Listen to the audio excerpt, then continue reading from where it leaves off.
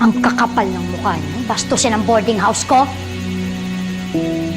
Sobrang bilis lang po talaga nung pangyayari. Sa totoo lang po kay Sabrina po talaga galing yung idea na magpa-sexy. Ah? So kasalanan pa ng pamangkin ko?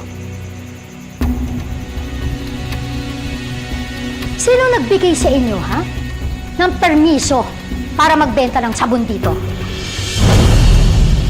Miss Jinjin, naghahanap lang naman po kami ng racket para po may pambayad po kami sa mga gastusin po dito sa boarding Wala akong house. pakialam. Puro kayo palusot? Bakit? May permit ba kayo? Nagbabayad ba kayo ng tax?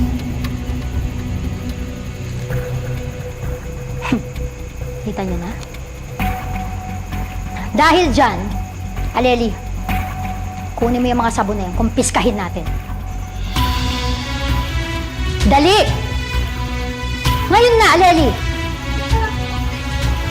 Dali na!